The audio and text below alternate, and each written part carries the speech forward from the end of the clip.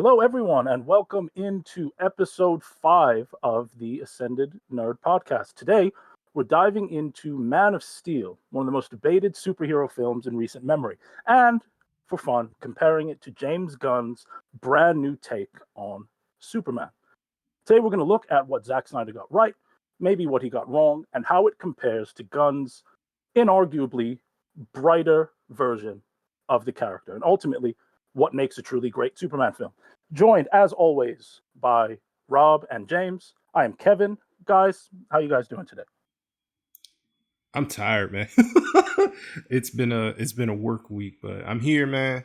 I'm excited about this podcast today because I have recently went and watched the Man of Steel, the Man of Steel film, and had at the beginning of the year had watched like Batman, Superman, kind of with James. So I'm very interested in talking about the nuances of what I feel like Zack Snyder was going for, and just simply speaking on things that I feel like fans either overlooked or just completely misinterpreted or just were very dismissive of, just to hold on to certain negative opinions. So excited to be here, and I'm ready. Yeah, there's definitely been a lot of negativity that has surrounded this. So I'm hoping to go into a lighter and what feels like a more fair conversation. But before we jump in, James, how you doing? I'm doing good. Same about the tiredness. I made sure I took a good 2 hour nap before we hopped on. I did have some unexpected guests, but I am ready to go. But I will want to start off by saying that my interpretation and likes and dislikes of Man of Steel won't be something super in depth. It'll just be it'll be simple, and I'll be leaning more on Rob as we go through and talk about Man of Steel. All right, Okay. looking forward to hearing those perspectives. So now let's get back to Man of Steel. 2013 feels like it was forever ago. I was in a totally different place in life. No kid yet, no real responsibilities. It was just a kid hanging out, going to movie theaters. But nevertheless, the debates about the movie still continue to this day and have kind of come to almost like a fever pitch now with this new 2025 Superman movie, which we discussed in episode 4. If you haven't seen that, please check that out. So, Rob, I guess I'm going to start with you here. hmm What do you feel Zack Snyder nailed about Man of Steel?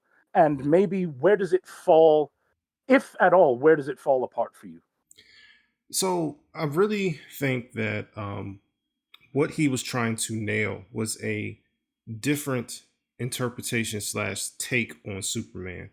And I think the first thing that audiences have to be very honest about is that the fact that Zack Snyder's world is darker than what you're used to seeing from Superman or Superman films. And I'm not just talking about the lighting, I'm talking about how humankind is in these films. Um, I was just recently watching actually Superman 2. I started with the cut that the director came out with that I didn't actually know existed. So I Oh, the was, Donald Cut? yeah, I actually Oh, watched it. cool. And it's basically like watching the newest version of Terminator, the first film that James Cameron went back and tampered with. Hmm. Like they added like new sound effects, and um the scenes were shot totally different. So you can tell that whatever he was going for definitely got removed from the cut that we got. But anyway, um just generally people were different. So I think that when people entered into this film, especially Man of Steel, because Man of Steel is what kicked everything off with Zack Snyder's universe, we don't really, upon first look, we don't really understand what's going on. And so, I really think that he was starting with that, and that audiences missed that. I believe that he was going for a more physically um, comic accurate looking Superman with Cavill's stature, body, build, muscles, all of that, because that man was in shape.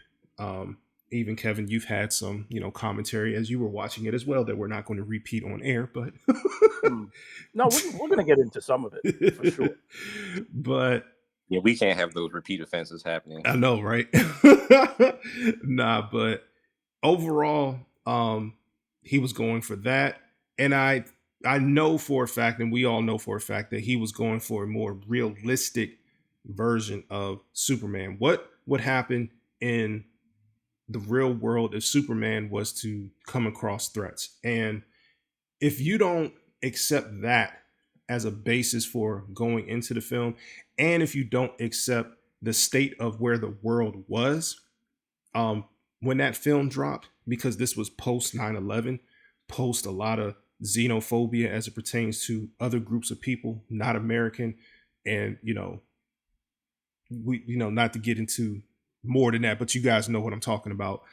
Yeah. That film captures the essence of that, of the fear mongering, of people's reaction when it comes to the potential of what somebody could do to them when they're different from them. Like, this film relies heavily on that. And I believe those were the themes that Snyder was going for. Now, where I'll offer a bit of criticism is that it does take, in my opinion, it takes mainly into Batman, Superman before you really get an opportunity to understand just how dark that world is. Because I think when you go into Man of Steel for your first watch without any basis of what's coming next, you go into it thinking that this is supposed to reflect other Superman films, and it just doesn't. And I think that that's actually a good thing, but it's also a disservice to the audience, because the audience really was really hard on this film in terms of how they felt about it, particularly when Clark, finishes off Zod. So that's a bit of criticism that I will offer, for that. Of course, also Cavill's Superman was, more broody than people would expect. But again, this comes down to understanding what he was going for and what kind of world Snyder was building, and where this Superman was placed. So, and where I would rank it for the movie, I would say is probably the most entertaining Superman film that I like. And I know you didn't ask me for my who's my favorite Superman right now. No, yeah, but get into it, dude. Well, just brief. I'll just say Cavill's my number 2, and Brandon Roth is my actual favorite. And I'll get into, as the conversation goes in. Yeah, I'll go into why for that. So, and I have Corn Sweat as my absolute, in terms of film, because I'm not getting into the TV shows, but Corn Sweat would be last. Reeve would be my third. Okay. That's a really unexpected take, for sure. I didn't see that one coming. All right, so James, move over to you. What do you feel like Zack Snyder really nailed, and what do you think could have been better?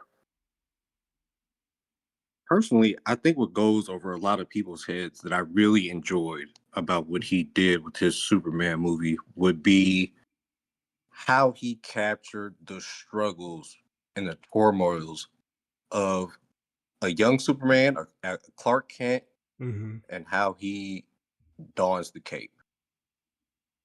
I feel like it was really grounded, and it really showed both sides of human nature for himself as Superman, Clark Kent, and the world around him. Depending on how people want to debate how dark the tone or the story is, for me, the only thing I would say I dislike would be the imagery depicting Superman being the light in this darkness in the overall world. Just simply based off imagery I would consider it art as an interpretation. So that could be left up as people seeing him as a messiah.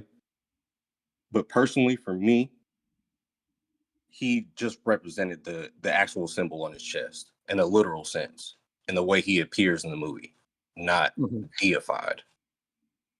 But other than that, I don't want to go too deep into it, because personally, I enjoyed most of everything about the film. I could probably nitpick some things, but I'll just be disingenuous trying to have the conversation.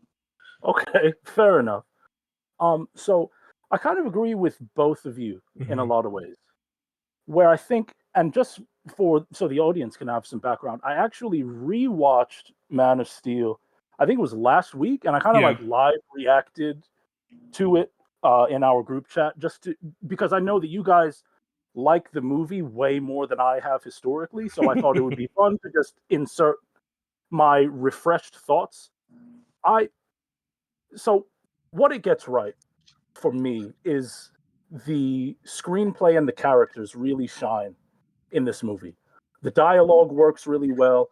And I think that outside of a couple choices that I probably wouldn't have made, the character work that's presented is really solid. I like the attempt to ground Clark in kind of a world that I wouldn't say is so much our real world, but in a world that feels kind of real adjacent Yeah.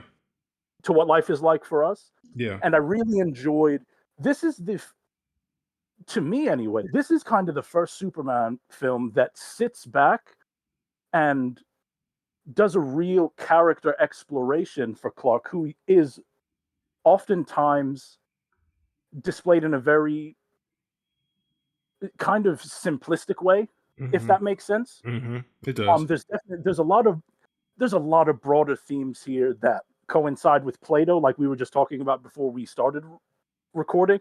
I'm trying to remember the name of the book. I don't have my e-reader with me. Yeah. That's a detail I Oh, didn't catch. Plato's Republic. It's called Mm. Plato's Republic, and it just explores these concepts of identity, duty, and what we owe the world. And I think that that's a fascinating way to break it down. I kind of I kind of get some of the criticism of it being dark and maybe being a bit too broody, but I don't necessarily think that broody is the most honest way you can describe Cavill's Clark Kent or Mhm. Cavill's Superman. Mhm. He doesn't feel to me like the way that people phrase it now, this new Gen Z thing of aura farming. He doesn't feel that way to me, and I Mhm. think that that's a really disingenuous take on what we're watching. Mhm. But as far as the flaws for me, um, you guys know film nerd, so I hate the color grading. Actually, rewatching it on my television with the dynamic color setting instead of the film or the standard one actually helped me enjoy the movie a bit more. I just really needed those bright, punchy reds and that saturated deep blue to get me to make me feel like I'm watching Superman. Mhm. And I think that the action in the third act, the fight between Zod and Superman, is overlong and overindulgent. So the movie takes this weird turn where we go from doing this really thought provoking character drama and just devolves into guys punching each other through buildings, which I think after you present such an interesting character study for the first hour, I think it's a disservice to then instead of grapple with the themes, we're now just watching dudes punch each other and stuff explode. I don't think it's the disaster that people have made it out to be, but I certainly get why. Going back to what you said, Rob, Mhm. people have a lot of difficulty interacting with something on its own merit at its level Mhm. versus dealing with them not getting 100% of what they expected. And I think that expectation played an unfair role in this film. But also, I think that that's an audience problem and not necessarily the film's problem because the trailer is very blatant. Yeah. Like, I don't know if you guys have seen those trailers recently, but I It watched them all today. it's funny because it showed up on my Facebook a lot today. Yeah, of all days, right? Yeah. So it's like I feel like the trailer pretty accurately sells you like the on kind of what the main idea of this film is going to be. So I don't see how people went into theaters and felt betrayed by that. I never felt betrayed, even when I didn't really like love the movie. Mm-hmm. I never felt betrayed by it because I got exactly what they told me I was going to get. So I think that a lot of the criticism here has boiled down to people having a tantrum about something that they are a little bit uncomfortable with. Maybe tantrum's not the right word, but No, I think it's the right word. it feels disingenuous to criticize Because a film there's some based history on here. Yeah, there's some yeah. history here. And I hate to use the age thing, but you know, I am a little older than you guys, but I don't think Mhm. you guys were like outside of you. I don't even think you guys were teenagers yet when the Brandon Roth movie hit, right? I I believe that was was like 05, 06. I would have been like I was 12. 11 or 12. Yeah. So Yeah, I was 12 at the I was an adult. And so that movie, to not get too deep, people criticized it because this Superman it was literally a callback to Christopher Reeve. 100%. It was a Yeah. weird, like, pseudo. I think the reason that I couldn't gel with it is that it had nothing to do with Brandon Routh, who I do think, like I said, I don't think that anyone has ever played this role poorly to me. Mm-hmm. He came across as very much, I'm doing a Christopher Reeve impression. Yeah, no. And I And was yeah. fine with that because the movie in itself is kind of like it's like a reboot sequel of Yeah. what Richard Donner was doing. And that's what it was supposed to So, be. That's exactly what it yeah. was supposed to be. And people had a problem with it because it lacked the action that they were looking for a movie made in the 2000s. So Yes. because, you know, he wasn't, you know, doing what Cavill's Superman was doing, people had a problem with it. And if you go and look at the numbers for that film are not stellar. They're not great. And so public complains about that.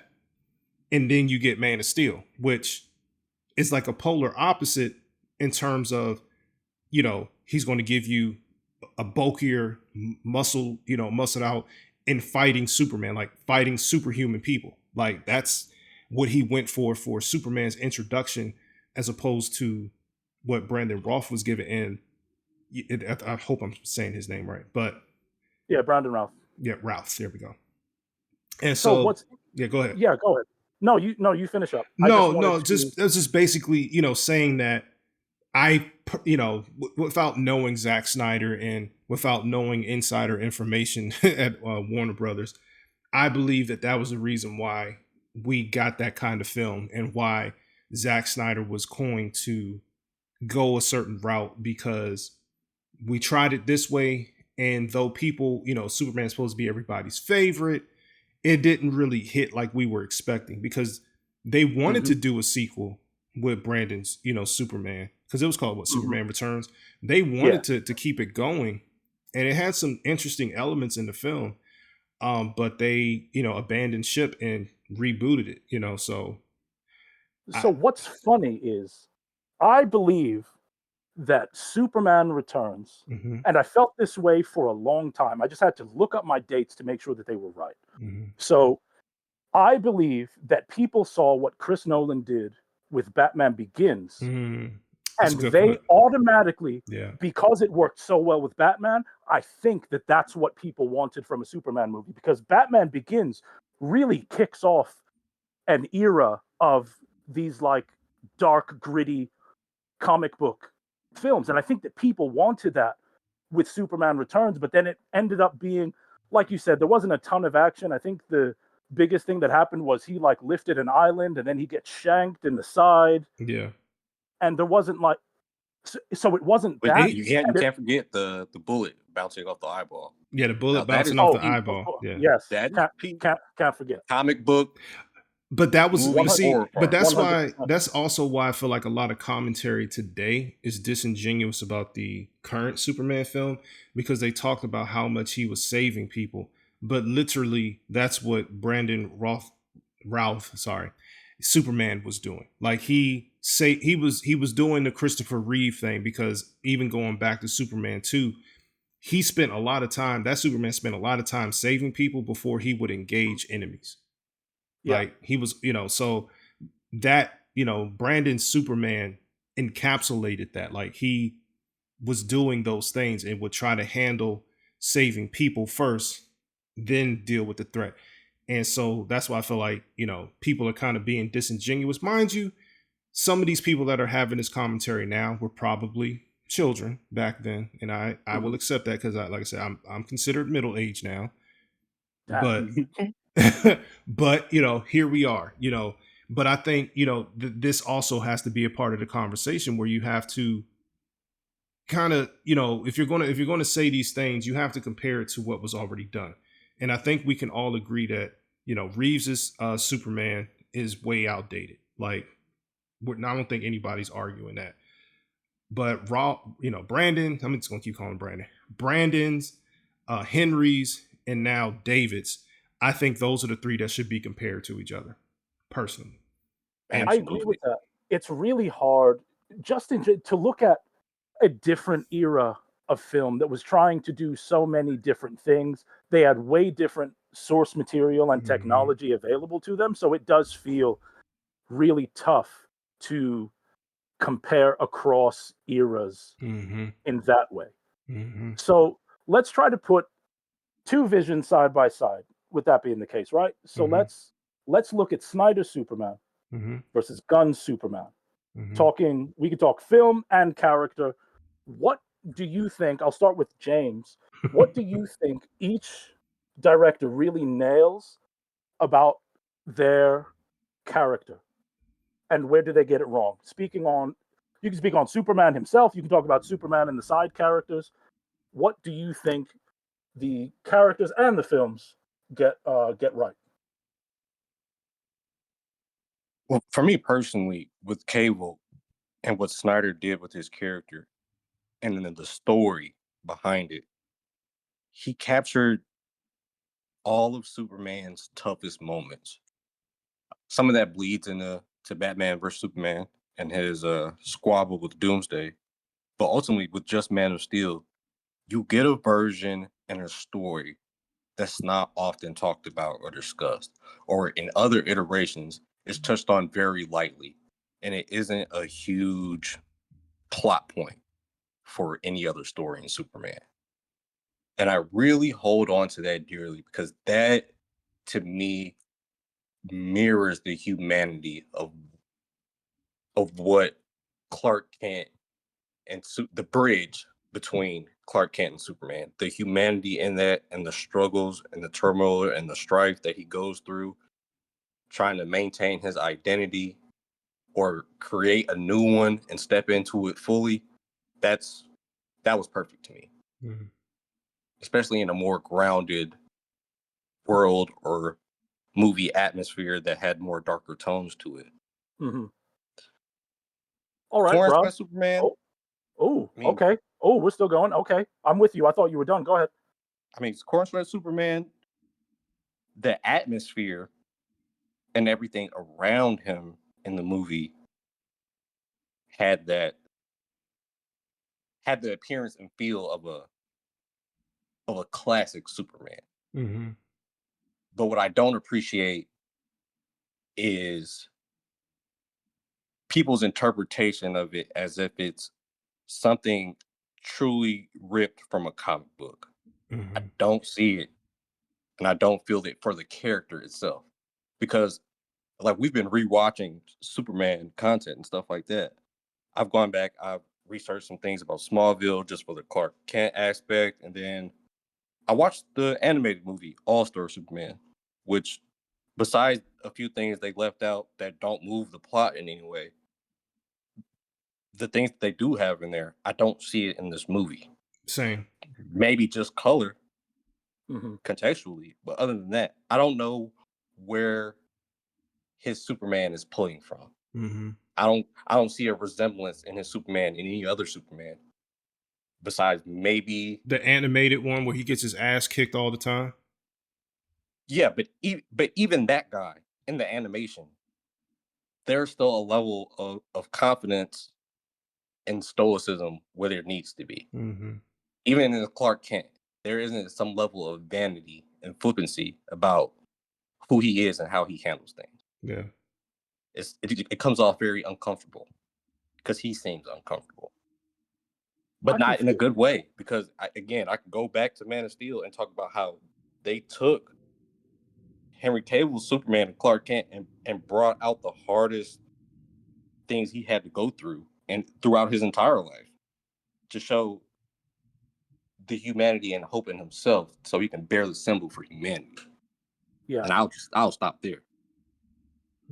Yeah, you make a lot of good points. I agree that there's no real specific Superman that Corin Sweat really feels like to me. Mm-hmm. It feels like James Gunn's take on what Superman should be. Because you're right, I don't really see much of any comic influence in, other than its visual style. I think captures like the look of a comic book in motion, Mm-hmm. if that Absolutely. makes sense. And that part I could understand, but the constant and overwhelming, this is the greatest comic book movie or the greatest Superman comic book movie, I can't adhere to that in any way, because you literally can't point to where or what he's drawing from, even with the origin of his Kryptonian parents. Mm-hmm. People try to pull a panel from a 1960s or 70s Superman where there's one instance of Jor-El saying, like, he'll go there, he'll be a god, he'll be this and that, but that has nothing to do with the interpretation of him sending a message to Earth with him saying, get you a harem and do Yeah. what you gotta say. Yeah, No. the harem thing is like really bad Yeah. and cannot be, in my opinion anyway, and cannot be overstated. Where I do feel there is some influence for that version of Jor-El, and you guys tell me whether or not I'm on the right track. If I remember correctly, it's been a few years since I've seen Smallville, which I also really enjoy. But there was, I believe, at one point, isn't it like Jor-El's consciousness, like, wasn't his consciousness like really evil and messed up? And didn't he end up like entering someone's body or something crazy like that? In Smallville, maybe. I'm gonna be honest with you. That's not a show that I heavily indulged in, and Oh man, I love that show. yeah, and the reasons why is because that man wasn't flying off break, so I was like, not interested. Well, if we could do a quick aside here, Tom Welling got really bad advice The from only whoever told him that he should be adamant about never wearing the Superman costume Yeah. and never flying. It was really dumb. They tried to get him to wear the suit in the last episode, and still he was like, meh, don't really want to. I don't and know that's what my he was only thinking. issue with Smallville, because I did do a little bit. I didn't get into the Jor-El stuff. It was mainly just Paul Kent and his relationship with Clark that I was looking at.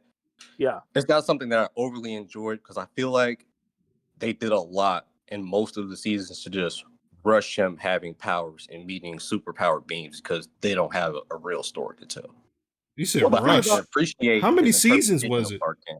10. That's what I'm saying. It felt like back in the day. It felt like, because I would check in every once in a while. I'd be like, "Is he flying yet?" They're like, well, no, but he has like super speed. I'm like, "Yep, nope, not interested." Like, Yeah, like he had the So speed, he had the heat vision, he had, I think, the breath.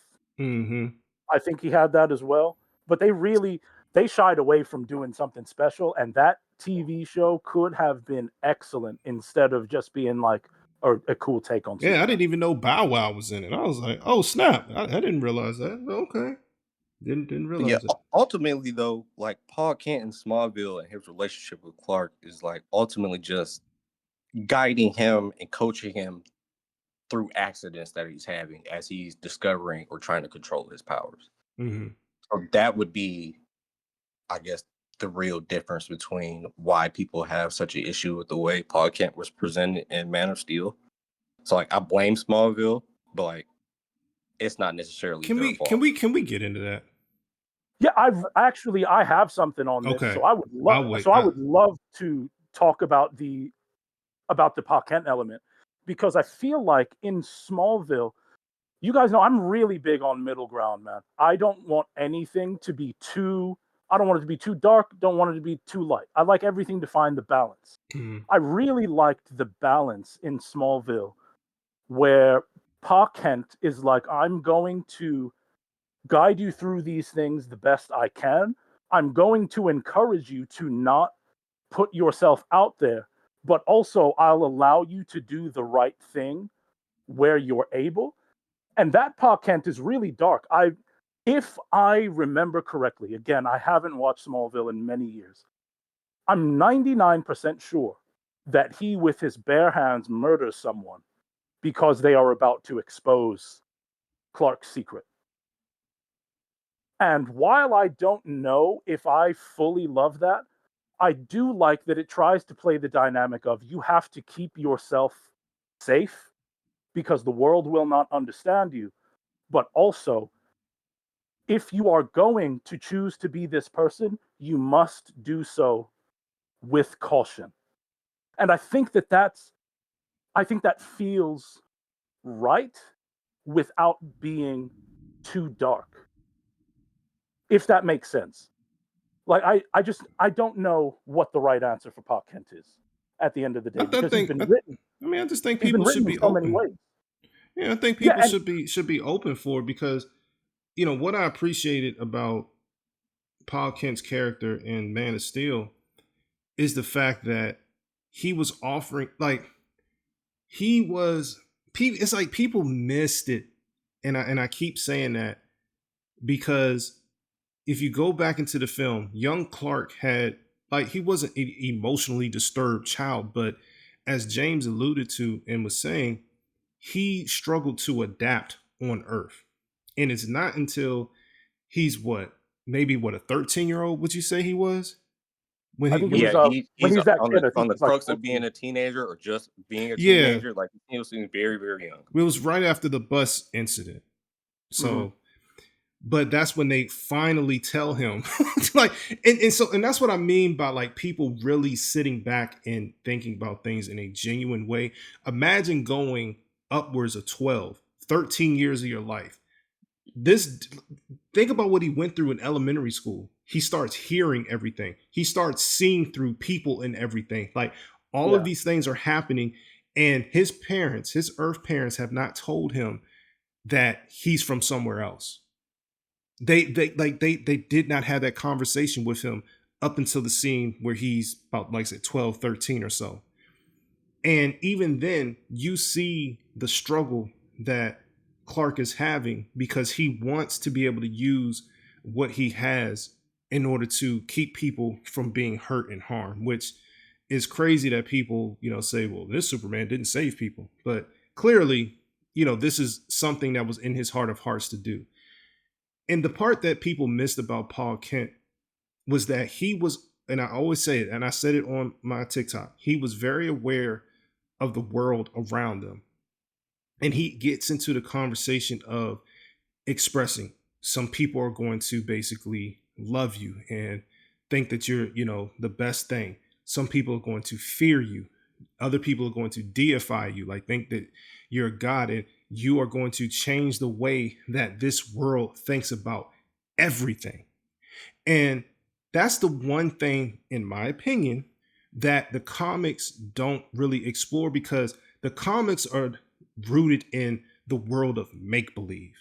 And yes, this film is a make-believe thing, but it's supposed to be grounded in a realm of semblance reality. of reality. Yeah, Yes. And that's the part that I think that people really, really miss the beauty of this film, miss the beauty of what Paul Kent was doing because was his son super fast? Yes. Was his son super strong? Yes. Could his son have been doing the comic book things that Clark and Superman are known for doing even when he's young? Yes. But what Snyder was looking for were real world consequences for those actions that would have befallen on Clark, that would have befallen on the Kent family, simply for trying to do the right thing because there were going to be people who would have seen him, especially when you're in that part of America, you're talking about people seeing him as a god, seeing him as Jesus or some walking miracle. Their minds are not going to stretch into seeing him as somebody from outer space. Then when you go that far, that's why I love the scene with the American military when he, reveals himself to the world in that way and he's, turning himself in. They got tanks, they got all this kind of stuff ready to meet this one guy that's just simply flying above them, that's turning himself in. And they start having conversations about what he could do with them. And to me, that's as real as you can get about what humankind is actually about.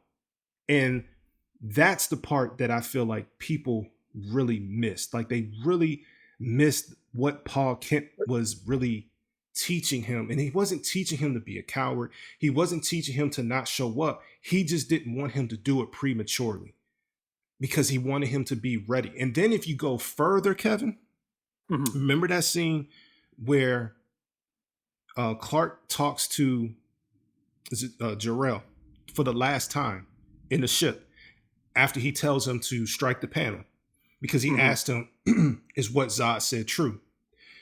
He basically reaffirms what Jonathan Kent's whole thing was, because he said, I wanted you to learn what it was to be human first.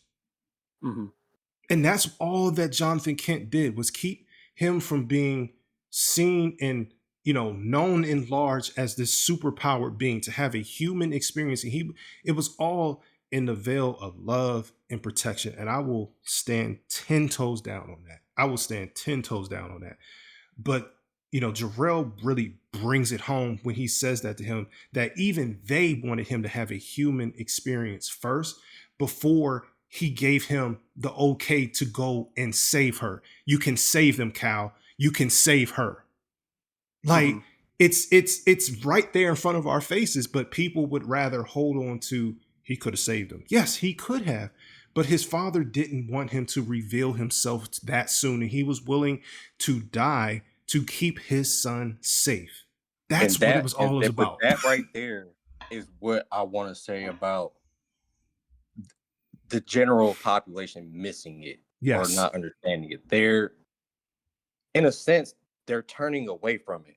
They're not looking at it because they don't want to identify with the ugly side of humanity and how they would react if they were put in those shoes themselves. Whether it be Paul Kent or whether it be the mom with her son talking about what happened on the bus, or just the military and the way they meet him and how humanity interacts with him as the story moves along. I just genuinely feel like it's just something people didn't want to adhere to because it showed them or mirrored ugly sides that they see in themselves or experience for themselves. And that's a stark difference from the Reeve movies, where Superman is just universally loved and accepted, minus Lex Luthor.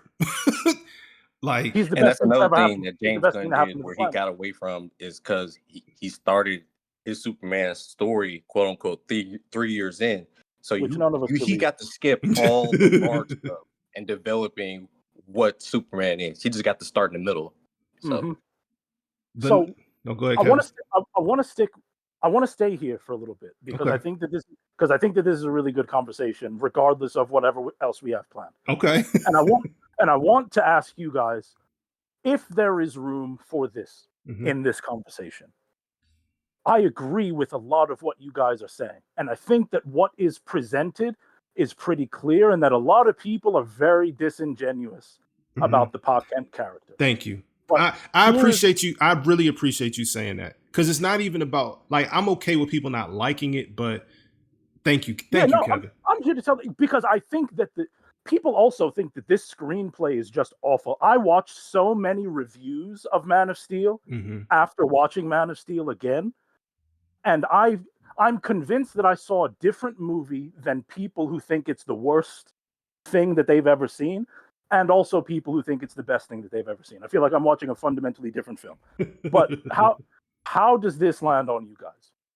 I agree with a lot of what you're saying about Pa Kent, and I think that there's definitely room for that perspective. Where I think the screenplay struggles just a little bit is that Pa Kent is banging on the table saying, you can't do this. No one is going to know what to do with you, how to accept you. These people will be afraid of you. And he tells him on the back when Clark is sitting in like the bed of his truck. He's like, you saw Pete's mom. She was afraid. I don't think that that's from a writing perspective, an honest way to interpret that scene. Okay. Because she's like, hey, this has happened before. It's not the first time that we have known Clark to be in a situation where bad things were happening, and then the bad things stopped happening and it all centers on him. Mm-hmm. She says this has happened multiple times, which means that people have seen to a degree, or people have an understanding, this kid is different than us. Somehow Mm-hmm. he keeps finding himself in this position, and we keep on surviving, essentially. I think it's really rough to have that scene come before a scene where a guy's like, they will be afraid of you. No one is going to be okay with this. Essentially, you may be an outcast. Mm-hmm. I believe now, when it comes to the American military and governments and politics, of course, someone like Superman entering into the conversation becomes a very, very different thing. Mm-hmm.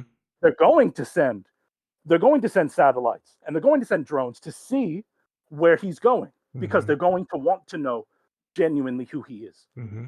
But would you say that the presentation of the two scenes that we just talked about complicates the reaction to the story that they were trying to tell? Being fair, yes, because my headcanon says Smallville is not a huge representation of the world. 100%. But she represents what I think would have been the religious zealot part of it all. Mm-hmm. So in that respect, I will agree with you that there should have been another element that should have drove the fear factor point.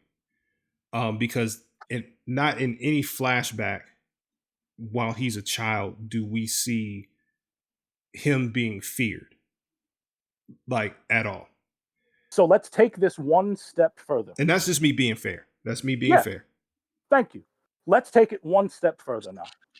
Let's say that he saves the kids on the bus, right? Mm-hmm. Pete and Lana, everyone, all the kids are in awe. The grown-ups now, Pete's mom still comes over to the house, demanding an explanation, calling Clark a freak, right to his face, Mm-hmm. and the whole 9 yards. Mm-hmm. Now, when you go to that scene at the truck and he's like, this is what I've been trying to protect you from. Now, Mm-hmm. instead of undercutting it, Pa Kent is like, hey, man, this is what we talked about. I know that you want to do the right thing, and it's admirable, but this is why you cannot yet, because the world is not ready yet. Mm-hmm. I'll give you another example, because I agree with what you guys are saying. They also could have wrote it and represented it in a way where they exhibit Paul Kent's fear and they showcase him being afraid, because ultimately that's what it boils down to, and how he's trying to 100%. father Clark in this situation. I think that would have complicated. So instead of showing a flashback or having a moment where Clark is being hated or feared, like, have somebody approaching Paul Kent in that situation, maybe at a grocery store or something, or when he's going to get his truck worked on. Gotcha. And there's whispering or mumblings, and he has to, he has to confront that, or he doesn't, depending on what happens. Mm-hmm. So, like, I totally agree. I think it's one of those things where, again, people framing it as the worst thing that's ever happened in any movie are being ridiculous. Mm-hmm. It's a patently nonsensical take for the sake of supporting their dislike of the movie, which you can dislike the movie. That's fine. Mm-hmm. No one really cares. But I think that there were just little tiny things that kind of, where the screenplay kind of pokes holes in itself. And I think that that's a pretty big one, because with a very simple fix of the scene where we just show Pa Kent to be right, but make it complicated. Mm-hmm. You can have another scene where instead of being a bully, we see Pete genuinely trying to be helpful. Kind of like what happens when Clark gets pushed down by the other kids, right? Pete comes and helps him up. We do that, but juxtapose it with his mother's reaction to show, you know what? You don't get to control this. Mm-hmm. It's either going to be, you're great, you're a hero, we admire you, we look up to you, or you're a freak who needs to be controlled. And I think I think it's very, very simple. And it's a shame that a lot of the movie gets caught in these kind of, because admittedly we're kind of nitpicking here, because you can just say suspension of disbelief and throw it all away, but the movie kind of begs you to think in that first hour. So as I'm following what it's doing, I'm like, you're undercutting yourself. And some of that is that David Goyer was writing this mostly by himself at the time that he was also writing The Dark Knight Rises, I believe. And I think that some of that, and like not having Nolan over his shoulder to be like, hey, we need you to fix this, is kind of an issue. So I don't know. It's complicated, but I don't think people try to say that Pa Kent is a bad character in that film. And I wholeheartedly disagree with that sentiment, because it's clear that he is acting out of love, but that love and caution has there's a lot of fear that is informing how he exercises that love. And I think that I can relate to that as a parent. There are a lot of times where I try to keep guardrails on my son. He's still very young. He turns 10 next month. But I don't know. I try not you to let my wouldn't put fear... yourself in a position or in a way where a situation happens, you guys are both afraid just because of the nature of the situation. But you, as the father and the parent, you wouldn't make it so openly clear and visibly clear to your son that you're afraid as well. You're going to use your words. And I think that's what I draw from when I say they should have showed Pa Kent facing that adversity and fear in himself, then other than just Clark sitting on the truck bed and he's like, we talked about I'm this. supposed to let him die, and he just says maybe. But you can see that being clear. But you saw that he struggled with that answer, and that's why that's what I'm saying. I hate the oversimplification of that scene, because you can tell by the pause and his maybe that part of him wanted to say that you did the right thing, but he was also thinking about, like you said, the fear factor. And that's what I believe is the most disingenuous part of the conversation surrounding this film, is that people, and I keep saying it, they keep seeing Superman as the superpowered, superhuman, being, that they don't allow for him to have emotional vulnerabilities that needed protecting from Earth parent with his Earth parents protecting him from, rather. Yeah. And that's the nuance that I feel like this film was really bringing out, is just the power and the influence of the parents, because it really showcased just how much he respected Jonathan Kent, because he literally spends the first part of his adult life doing everything in secret and moving about. Once he reveals himself, he's gone. That's what we're shown. Once he saves people and stuff, he has to keep moving. And then it's not until he gets the validation from his biological father that he ultimately, and of course Zod forced the hand, but he wears, the suit. He starts, actually practicing and, pushing his limitations in terms of his powers and his abilities. Like, he's finding himself and he's happy. Like that scene where he's like flying and stuff like that, people focused on the flying part. They missed the part where this is his freedom. He is like elated. It's the first big smile that we see from him in the film. That's why I always compare that scene to Dash running in The Incredibles. Because when Dash is running across that water and he looks down and he's like, dude, I'm running on water. This is a kid he's been fast, but he can't do anything with it. So he's always like, he's so frustrated. He's so frustrated because he wants to show the world what he can do, and now he gets this opportunity. So he's running, and he just chuckles to himself. It's the most beautiful, holy shit, I have superpowers scene I have ever seen in cinema, and I'm 10 toes down on that. It is such an incredible. It's cute, man. Yeah, it's cool. And going back to what you said about Pa Kent, you take it a step further. There's a reason that after the scene where he's like, should I have let them die? There's a reason that the next flashback that we see has Clark reading Plato's Republic. because I'm not going to get too into the weeds because no one gives a shit, but I think that this is really cool, so I'm going to do it.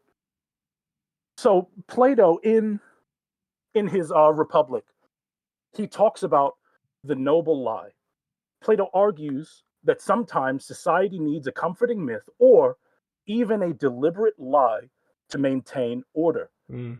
And Jonathan is essentially saying the same thing, right? If the truth gets out, if the truth about Clark gets out, it could destroy humanity's fragile social balance, right? Yeah, yeah. Because we go from living in a world that we believe we fully understand, we know the rules, we know how all this shit works, and then all of a sudden we find out that there's a guy among us who came from somewhere else. We don't know shit. Yeah. And I think it's also telling that Clark really struggles with it. So that noble lie comes out when John Kent is like, Clark is like, what was I supposed to do? Just let him die? And he's like, maybe. And he's like, I don't know, because he doesn't have the answer. So yeah, exactly. Clark is deeply struggling with the logic here. Is it like, am I hiding myself for the greater good? And it kind of clouds and it muddies it by also asking, well, is this advice that I'm receiving, is this purely about me and my identity, or is it about your fear of who I am? And also going back to what James said, we find, you talked about the kind of all the trials and the things that he's been through. We see that in Plato's Republic again with the allegory of the cave. Yeah, so I want to give you kudos because that's something that I didn't notice as well. And you doing the deep dive on that and getting the information of us, getting the information for us is great. Yo, it's man, fantastic, actually, because the book is a great read. It highlights another aspect of Paul Kent's relationship with Clark. And just on the smallest end of the spectrum, where do you think Clark got that book? Like, who guided him to have that information? Exactly. That clearly, to me, his father is giving him this. Like, I can't necessarily tell my son everything that he needs to hear all the time, but I know how to help him find the answer, because the answer is out there from people who are definitely way smarter than me, and I've definitely leaned on the knowledge that I've gotten from other people. So I 100% think that it's intentional, and that his dad gives him that book and is like, maybe this is going to help you find your way, because it deals a lot with, again, one of the biggest things that it deals with is the idea of justice being within a single person. They call it a something king. It's in my notes somewhere. But going back to what James had said about his trials, it's the allegory of the cave, where Plato says that most people live in ignorance, chained to shadows on the wall. The philosopher escapes, sees the light of truth, and eventually returns to guide the others. So those Clark wandering, those are his trials to escape the cave and be the man that he's supposed to be. And I really think that it is just brilliantly done.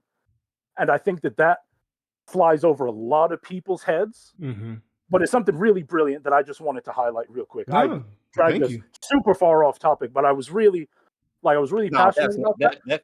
That fits exactly into what we're talking about as we're discussing Paul Kent, and there really ain't much to compare between the new Superman Paul Kent and what we got in Man of Steel. I just gotta say, man, because I said it in the group chat, I really think that one of the biggest disservices that they did to the characters of that movie is, respectfully, turning Ma and Pa Kent into a couple fat hillbillies.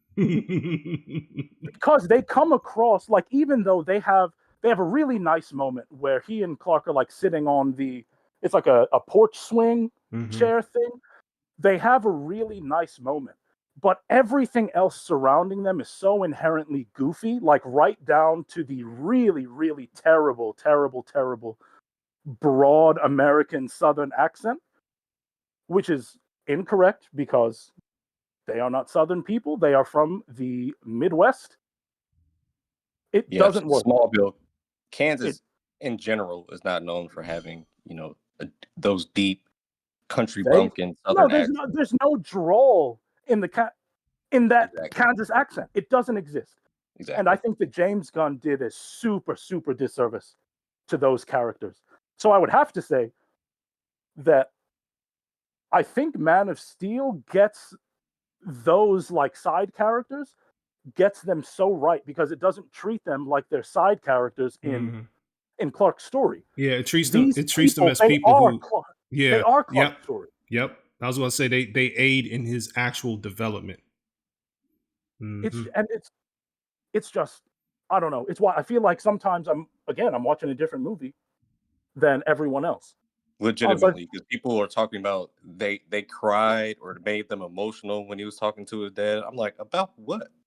Because he told me he's I, so proud of him and he was choked up about it. I But got you a know little what? misty I, because I, that's stuff I've never heard from my dad, and it's I, stuff that I say to my son all the time. there we So go. it got me. Yeah. I'll fully admit that conversation got me purely because I'm a dad. Yeah. I I was going don't to think it say would have there's a lot affected me of like 10 there's plus years ago. yeah there's a lot of fatherlessness out here. And a lot of young men who, even if their fathers are there, they don't have that relationship where they hear that often from their fathers. And I've Yeah. I've come across like a lot of just Facebook comments on, or not just Facebook comments, but even like TikToks where a video's like highlighting a father doing something, and telling his son something, and you see droves of men saying, "Man, I wish my dad was like that, man. I'd do anything to hear my dad say that." So I think it's less about It's not about the scene. It's not yeah, purely about the scene. yeah, like it's less about who and it's more about people just connecting to the moment, albeit That's fair. But yeah. that's also my issue overall with the reception of the Superman in this movie. Oh, well, The we reason the are conversation becomes disingenuous for me is because it comes down to relatability for the average man, There we go. and not Uh-oh. Now oh, necessarily we get women. we getting into it. We get before you go there, really quick. So we talked about the director's visions, but what about the Supermen themselves? Cavill and Corn Sweat are playing two very, very different Supermen. yeah. So let's break down how much of that is their performance, how much is the world that they're placed in, and kind of whatever you want, whatever you have to say about both of these Supermen, let's do it. James, you go first. Well, a lot of it goes back to what I was saying earlier, touching on Rob's point and how people missed what was actually going on. For me, it's more so of they missed it because they're turning away. Like they don't want to face the darker side of what Cable Superman brought to the screen. Mm-hmm. And then in contrast with Corn Sweat in his Superman story and the things that surrounded him, it was just super relatable for the average guy. It wasn't so much about being caught up in hope and the heroism of Superman. It was about the relatability of the lightheartedness and the things that you can identify with in a more unserious, unconfident guy, especially the way like he handles himself with his conversation with Lois in the apartment, and then fast forward to the end, the way he's speaking to Lex Luthor. I can honestly see why people on on an overall general basis why they loved and like how you identified with the scene when he's talking to his Paul Kent. It doesn't bode well for itself to fabricate that this movie was such a great comic book movie, other than the fact that you just identify with the humanity or the simpleness of Corn Sweat Superman's My man humanity. said simpleness. Oh man. When in reality, and maybe my interpretation is wrong of how I look at Superman across all media, but for me and the way his story has always been told, it's never been about the relatability to him. His story and his journey has always been about how he tries to relate to us and Yeah. be the symbol of hope in times of turmoil. Yeah. So that's my Okay. issue about the similarities are different, or why people like this movie the way they do. All right, so I wanna stay here for 1 second, James. And so is there you just talked about how it's supposed to be about how he relates to us as, a foreign being and being that symbol of hope. Yeah, but Hasn't there kind of been historically, hasn't there been a certain relatability with Superman? Because I've always felt that the point is that yes, he's an alien, but No, he also manages to be the most human among the, us. no, well, because no, can I? it's about the overall ideal of him and his transition of becoming Superman, because he has to embody both aspects of himself to truly be the hero. Mhm. He What he represents in the symbol of hope is an unattainable ideal.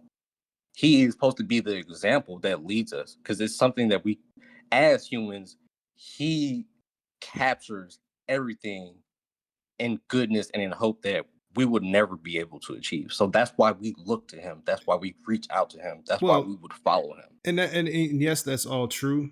But the average, Facebook nerd will say things like he's not relatable because he has all these intangibles that we don't have. And we're not talking about his character. We're talking about his attributes, his abilities. And so even though yes, he's supposed to be this relatable person, for whatever reason, people act like they would people act like, and I say act like because I think it's a bit of just pretending and fronting for the internet, but people pretend that they could relate to a billionaire who's lost their parents and has access to all types of wealth, wakes up in the middle of the night, puts on a suit, puts on gadgets and fights crime, as opposed to a guy raised in Kansas that just so happens to have superpowers and just tries to do the right thing all the time. People literally, seemingly by how they voice it, seem like they can relate to that more, which I think is, you remove the superpowers, I think is kind of crazy, personally. But that's the So I mean, James, am I wrong? No, that's a fair point, but I'm more so just speaking on the human nature side of it. Like, I'm speaking on the opposite end of it, just strictly speaking the character. Mm-hmm. And then when you add the powers and the abilities of Superman, less than 1% of people are going to carry themselves and perform the acts that Superman does without having to think about them. Mm-hmm. That's the disingenuous part of the conversation, and that's why I say his legacy as Superman across all media has never been about our relatability to him and how he tries to be human. Always been about how he tries to relate to us. But Yeah. in the end, no matter what, he is always, even amongst other heroes, he is the ideal. He is the symbol of hope. Like, he is the one that leads all of us in being good, Yeah. because it's the way he presents it and the way he carries himself in the most tumultuous of situations. Yeah. Nobody can follow up behind that. Yeah. Kev, I want to this have a is chance to tackle that question that you asked James, but I want to be able to get it. yeah. I need you to repeat it. Okay, so I asked a lot. Well, So are the we one about talking about comparing the Superman, I think. oh, so just in comparison? Let's see. I so yeah, I I thought had you had led wrote with it down. My asking about bad. the no, yeah, no, I have it in front of me. I just Okay. had to find it on my computer. So I had asked initially about, how they're very, very different Supermen. Yes. And Yes. so I wanted to kind of go off on this, and I forgot to do it with James, so I'll do it now. I think that we have to, when we talk about these two movies, they're very hard to compare because they're very different films trying to do very different things. I think Yeah. we can all acknowledge that. So, of course, the script and the world are going to necessitate two very different Supermen. I just wanted to know, I have it here as which interpretation feels closer to the real Superman for you. Hmm. That's kind of where I'm headed. I think it's like equal because they're antithesis of each other. Because there are I think you're elements. exactly right. Yeah, because I think that, and this is like I said, I'm gonna be fair, regardless of how I feel about it. Corn Sweat Superman encapsulates the one that puts, like, through his actions that people identify as putting humans first before himself. He goes out of his way to save people, and people feel like Henry's Superman lacked that. But when it comes down to getting serious and kicking ass, Cavill's Superman encapsulated that, and I believe also encapsulated the leadership symbol of hope type of thing. Because I said this in the last podcast, I would not follow Corn Sweat's Superman because of the things that James highlighted. His flippancy, he was a pushover in his own movie. People did not respect him, and he was for a year 3 Superman that has been, out here doing the superhero thing. He just came off as very raw. And even down to conversations on the internet, somebody tried to tell me that Cavill's Superman was actually more experienced. I was like, no, he was 18 months on the job by the time Batman Superman comes into play. Like, that was literally 18 months from the Zod incident, which was when he started being quote unquote Superman. Yeah. So I don't know how someone misses that, by the way. That's because crazy. People are disingenuous on the internet, man. Like, and I just film literacy. Yeah, there we go. Film literacy. That's not even film literacy, though, man. That's reading the plot summary on Wikipedia. But that, and it says it after the literal first scene when they find the kryptonite. It says 18 months later from when Bruce is staring into the sky, livid that he can't do anything about this threat that he now sees. But anyway, some of them can't read. literacy is a massive problem. Jesus Christ! No, you're absolutely right. But for me, they're just split down the middle in that regard, and so and so you have to buy into Snyder's version to be okay with the things that Superman does not traditionally do, though he does go out of his way at times to save people, and they highlight that in different ways. When he's in the heat of battle, he's this Superman is looking to get the threat the hell up out of there.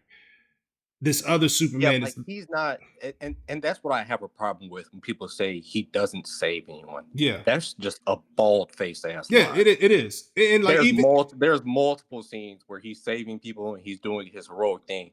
It's just not put in the light where, after I punch this guy or I'm dealing with this monster, I'm going out of my way to save a dog or a girl. It's just not written into the script. That's why I feel like, and in fairness, Gunn Superman, when you have those moments, it feels like forced writing me because you're just trying to prove a point. Well, yeah, and to your point, and the reason why I have a problem with Corn Sweat's version doing it is because they make the people in surrounding that universe when threats are going on kind of dumb, where they have to be around in order for him to save them. And like literally, I pointed to a scene where he's fighting the big fire breathing thing, and people are literally in buildings, not evacuated, still going on about their regular day. And it's not until the threat of the thing falling over on the building that they all of a sudden back away from the building in fear, when a building that they should have been getting the hell up out of there to begin with. You know what's ironic about that? When old girl is up there in Lex's office and stuff like that is happening, she's turned around taking a selfie. Yeah. That's the feeling I get from the rest of the civilians. They're kind of just around. Like, maybe I'm misremembering how the kaiju gets into the city, the giant monster. It was a small thing, and then it was small, and they released it. Yeah, and then how did the monster get into the city with no destruction and no deaths, with that size and that type of ferocity? Well, Superman was keeping it in check, but the thing was, this Superman was trying not to kill it.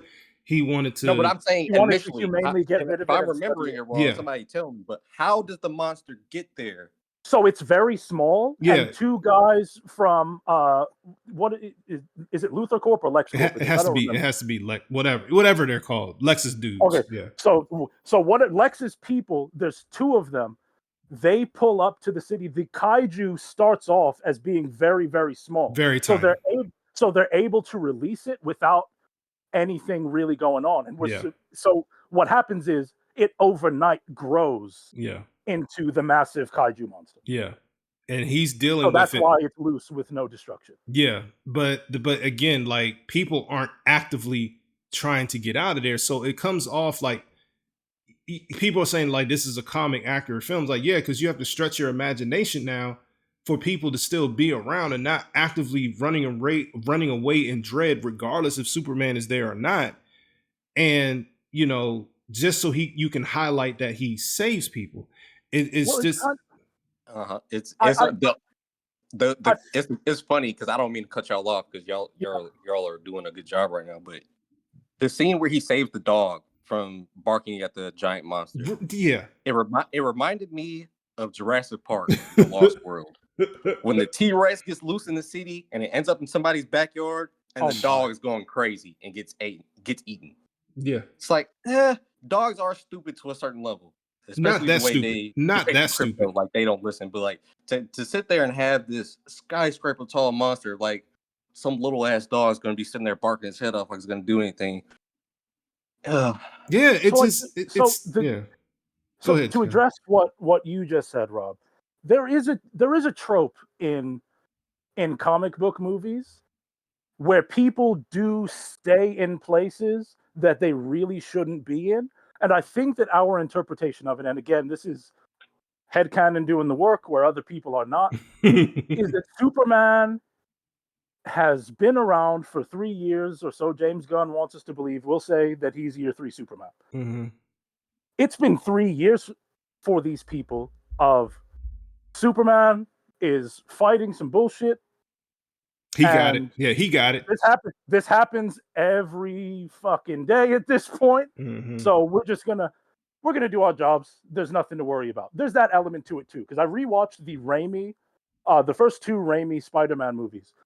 And like Green Goblin is actively trying to kill a multitude of people, and people still stay on the bridge just to throw shit at him and yell. So there's a world in which people are sticking around, even though they shouldn't be. And I know it's a different scale when it's a giant, when it's a kaiju monster versus a guy throwing bombs.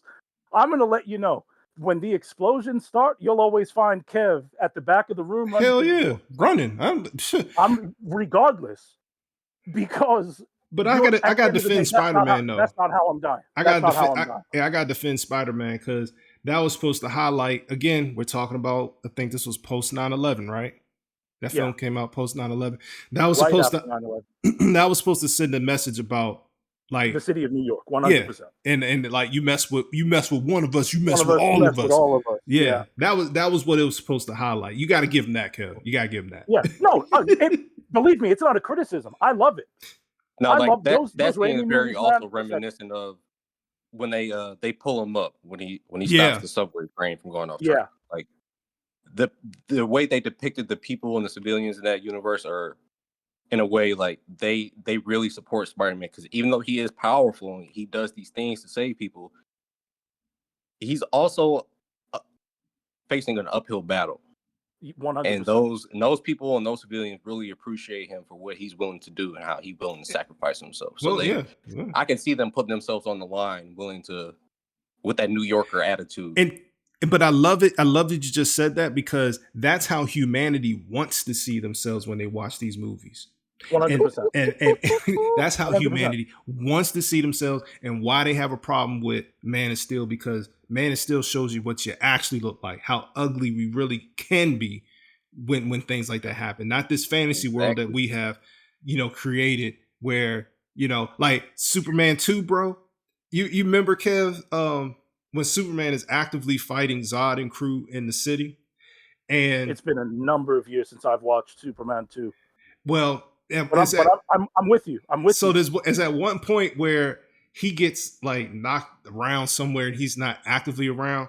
So people are like, all right, look, we'll take them. Like, and they start picking up things. There's actually a black dude that was in the front of the line, like having his little whatever he had, this hand hitting it against his hand, like they about to do something to these superpower beings, and then they start just blowing air, and blowing them out the way. And that's when, Superman's like, all right, look, the people, like, he's freaking out. But that's how humanity sees themselves. They want to see themselves as these people that are, wouldn't be afraid of the super guy. Like, no, we're gonna support him, and we're not gonna be afraid, and all, and it's like, no, like, just look at how you deal with people who don't have superpowers, bro, that are different from you.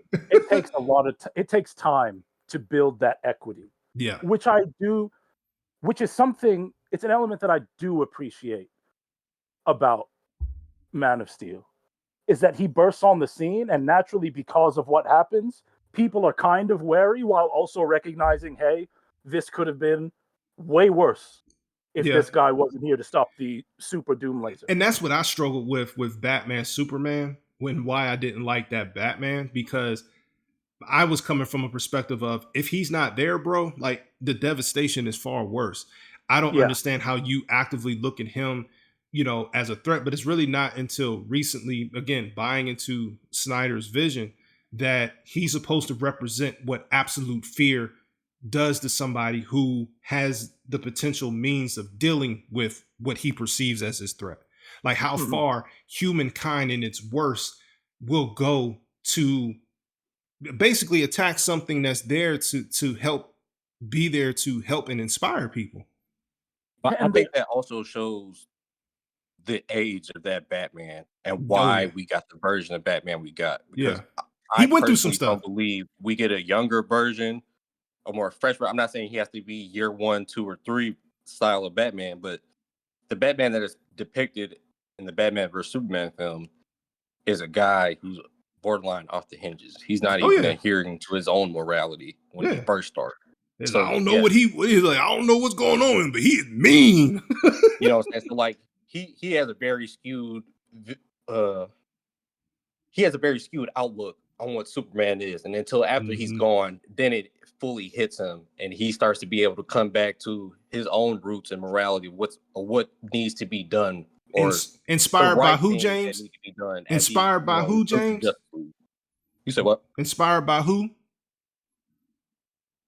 I thought you was going to have that layup. Who was that Bruce inspired by to get back to his moral morality? Superman. Thank you. That's all I was going for. Yeah, so it took for him to die at with the highest stakes possible for him to come to his senses and understand, like, hey, people want to use the Martha dialogue like it's some terribly egregious, hilarious thing that shouldn't have taken place, but that was literally the only thing that caused him to fight in the first place. I think the framing device for the Martha moment was wrong to me. You say that again, Kev? I think that the framing device around the whole Martha thing is why it was so poorly received. Because I'm one of those people, I used to defend it. I think that I get what the moment is about. I just think that if it was handled, if it was like, instead of save Martha and then why did you say that name? Because he's unhinged, bro. He's unhinged. Let me get there real quick. So he's like, save Martha. And he's like, well, why did you say that name? And then he realizes, oh, that's his mother. Well, because of Lois. I think that it would be more powerful if, as he believes he's going to die, if he's like, I need you to save my mother. I think it comes across differently, because I think that the idea of, oh, this dude has a mother here, that's interesting, let's follow that thread. I think it works better if we just use the phrase mom. Well, or mother, but that doesn't but that doesn't resonate with that with Batman, him because his mother's name is also it had to be a psychological trigger at that point, because he's about to kill him. I just don't. I get why people meme it to death, because it's so. And again, I get the moment. It's a little bit silly. it feels a little bit silly. And that I can understand that perspective. It just comes from a misunderstanding or a lack of knowledge about what that Batman is. Cinema literacy.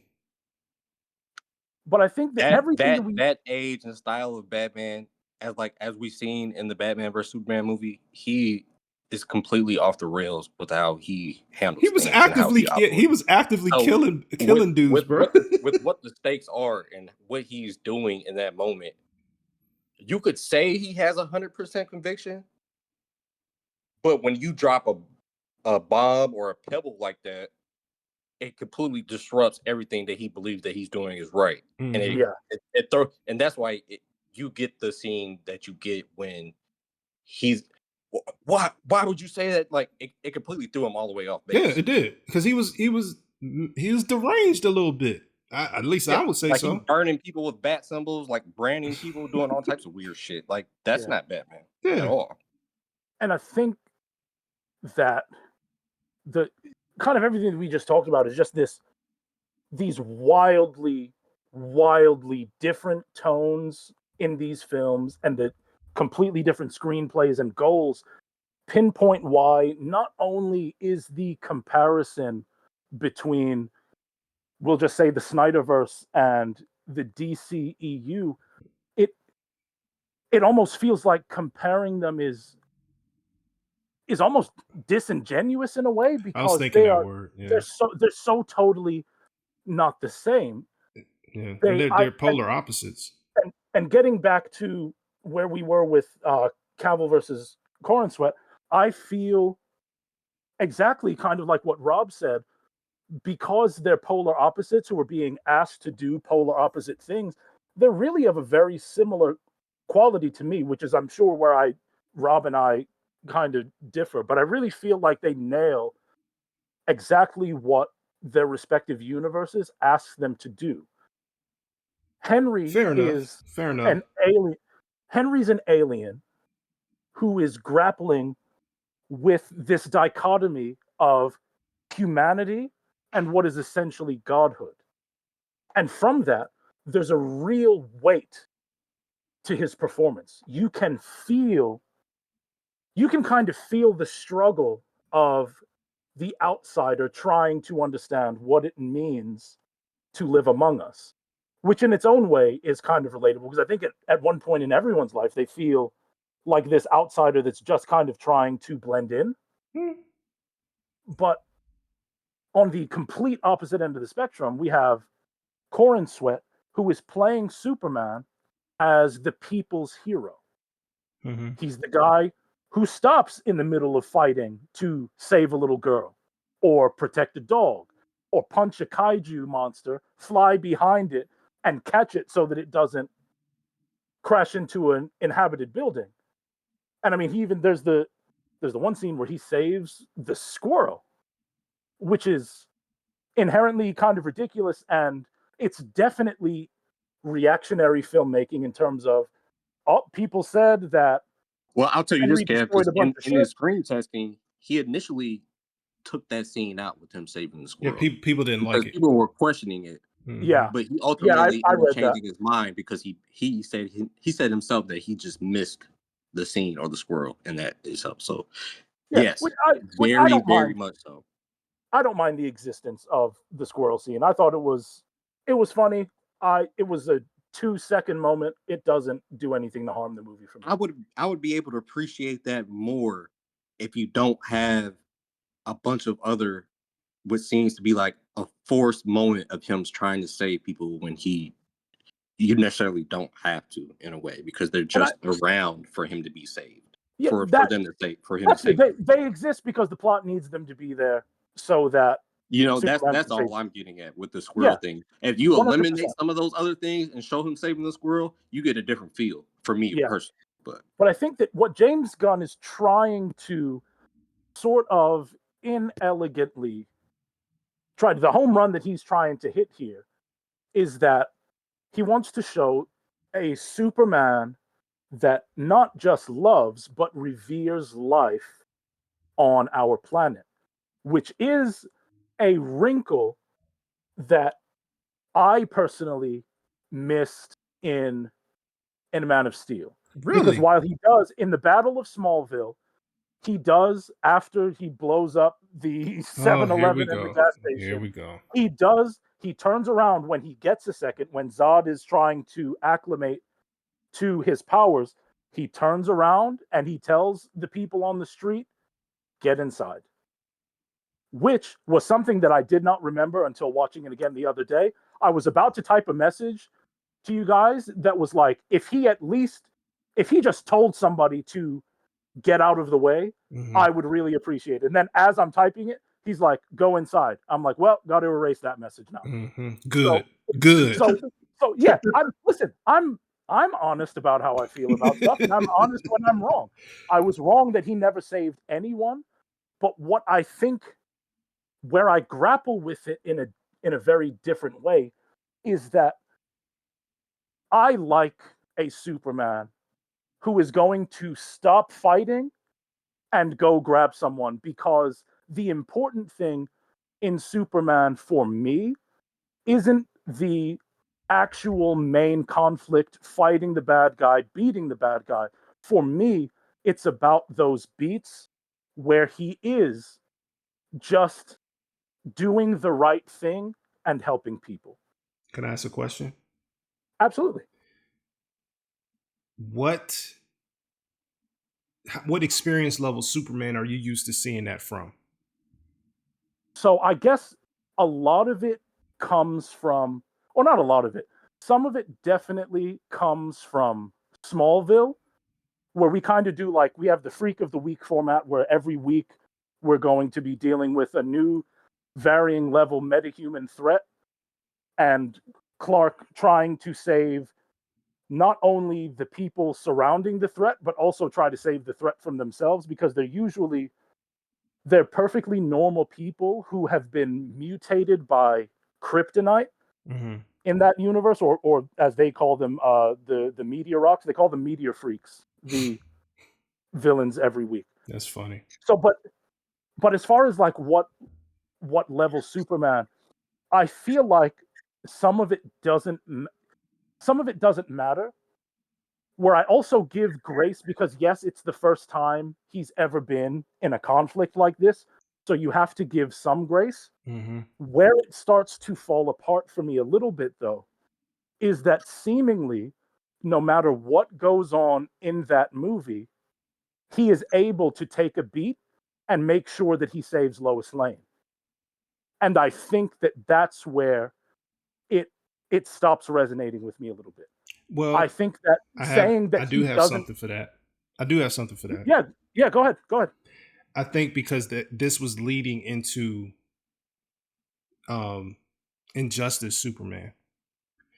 And with Injustice Superman, my argument would be that he doesn't have the same connection to humanity as the Superman that you're used to, Oh, because once he 100, loses, 100%. once he uses Lois, I believe the notes of Snyderverse was going to be that Darkseid basically infects his mind with the anti-life equation, Yep. Yeah, and is essentially controlling him after he loses Lois.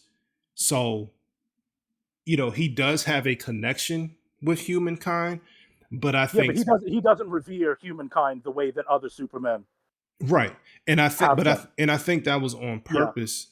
That was on purpose, and 100%. And what I would say to that is, and again, this all comes down to personal taste. If you are going to do something like Injustice, number one, I think it's a strange choice to try to go Injustice when you are beginning a cinematic universe. I feel like we should probably go with the most common iteration of each character, just so that we have a world that feels like it's something new, but also is familiar enough that we don't summarily reject what we're seeing, you if don't that makes think. sense. I mean, but you don't And I think would that have he did that. preferred. I I think that he might have tried to do elements of that, but again, I think it really comes down to, and I've admitted this. My preference for Superman is something a bit more idealistic. I think that it's a great, that this Man of Steel, people don't get And people fail to appreciate a lot when someone takes a big swing at something as massive as Superman is, because Superman's not just a character. You're talking modern mythology. 2,000 years from now, they're going to study the way that this character was written the same way that we talk about Greek mythology in our history classes today. That's our Zeus, right? Mm-hmm. Like, that's our big mythological character. People are going to study that, I believe. I think that it's important if you are going to establish that if your goal is you're going to turn Superman into the Injustice Superman, I don't want a Superman that kind of begins, because it feels like he's beginning susceptible to falling, if that makes sense, in a lot of ways. My only pushback on that would be because of the threats that he faces immediately. Yeah, and this is his first fight. I'm wrong. Like, I don't think a lot of the times Superman's first threat that he faces or he has to physically fight against isn't someone on the caliber or level of Zod. Yeah, it's usually not. And I think that's what they messed up contextually and physically in the film, not just for the character, but overall for us as an audience. And because his first fight as Superman is against 3 other Kryptonians. Yeah, that's not fair. That's not fair to him or to us. And it's the first time that he's using his full power. Yeah, and then the next fight he has, it's a symbolic fight versus Batman, and then he has to go and die against Doomsday so he can save the day. And then we end it. Well, whether we wanted it to end or not, it was out of everybody's control. We see him manhandle Steppenwolf like he's nothing. Mm-hmm. And I think that didn't bode well for himself in the way they presented the threats that he had to face, and especially in the order that he had to face them. Because once you bring these powerhouses in, and then we have to take a step back in the terms of way how he throws the fisticuffs, it doesn't. Well, I think that's corporate meddling, trying to keep up with where Marvel was at the time, not allowing for a true build up through a decade until we get to a big right. Because he faces something less threatening, something that's not exactly on his level, but just enough where he has to put in an effort in his first movie. You probably get more of the typical Superman where he can go out of his way to save someone or something. 100% agree with what you're saying. Is that I think that the scale was too big, too fast, mm-hmm. and it doesn't allow for that proper, like, let's build this thing up. If we had given him like a Lex or like a minor threat to deal with first, and then we raise those stakes, and then that's where we start to slip into a more injustice-y Superman, I like that way more than what we got. And again, blame the fans for that, and corporate. Blame them. I freely admit that pretty much everything that I'm saying, and I think that what this conversation really all is, even across the internet in spaces that we don't participate in, mm-hmm. it has all boiled down to people asserting their preference for Superman as the right or only way to tell the story. Mm. And I think, again, you guys know, I love when someone takes a big swing. I don't think that he hit a home run with Man of Steel, but I think he hit a cool little single that he might have been able to turn into a double. He hit a single that could have turned into a double for me if it wasn't for a lot of what was going on behind the scenes that was totally out of his control. And I think that brings us very nicely. But fans had a lot to do with the demise of this whole thing. 100%. Fans always do because that money talks. They did not allow for, like, because people especially back then, they forgot how Marvel started absent Blade movies. Like, they forgot that we got a horrible Incredible Hulk movie. They forgot that we had a mid Captain America movie. That it really didn't take off until the Iron Man movie. That was when it really was like, oh, they really cooking with something. Like, that's when it really had that breath of life, which is part of the reason why that man got paid so much as the Yeah. films went on. But Thor movie was kind of mid. If like, and all I'm saying is that Marvel had the time and the space to be able to build up, and the DC universe just simply did not. And a lot of that had to do with fans and their unrealistic expectations, because for whatever reason, they, in my opinion, wanted Marvel-esque, like, because at the time, Man of Steel came out, and they're talking about a sequel. The first Avengers movie releases after that at some point, and that's when, or it's about Avengers comes before Man of Steel. Avengers releases in 2012. Man of Steel is okay. 2013. So They were trying to catch up in a bit. I blame the executives, because instead of learning the lesson from Marvel, okay, let's just tell great stories Yep. surrounding these characters, Yep. and let us organically find a way to bring them together. Yep. It's like he makes Man of Steel. It's like, great, we have Superman. You know what? Warner Brothers tells him, let's build a cinematic universe. And then in the sequel, we try to bring everyone. Mm-hmm. Yeah. Right? Because in Batman v Superman, we have a cameo of Flash. We have Wonder Woman.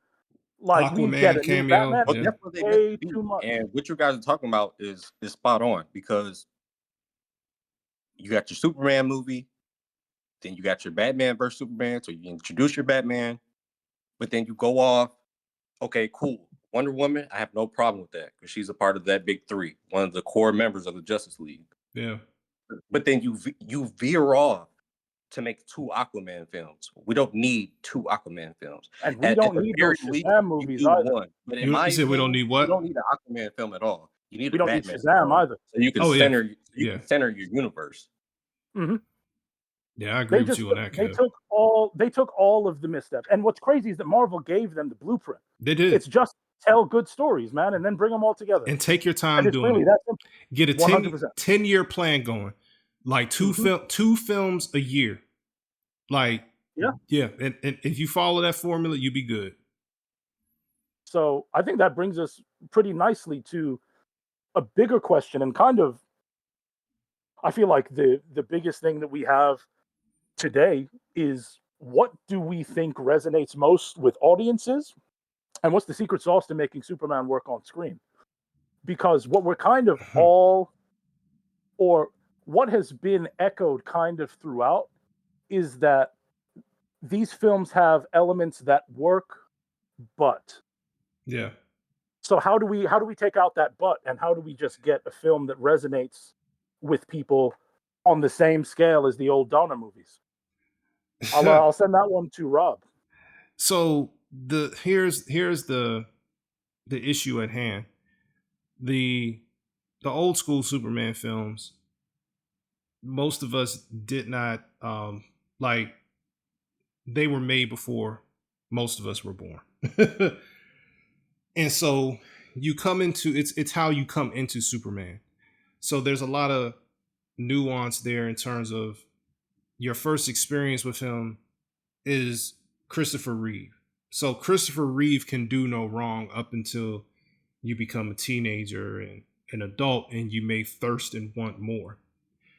And so that's why I feel like the conversation is a little bit disingenuous, because not between us, but among the internet, because again, Brandon's Superman encapsulated the best qualities of Christopher Reeve's, the look, the costume, the mannerisms, the relationships, how he goes about his business, his relationship to his father, his relationship to Lex Luthor, his business with, the newspaper, just everything, how he saves people, how he uses his powers and all of that. Like, all these things from the Superman that we grew up on, people in large rejected it.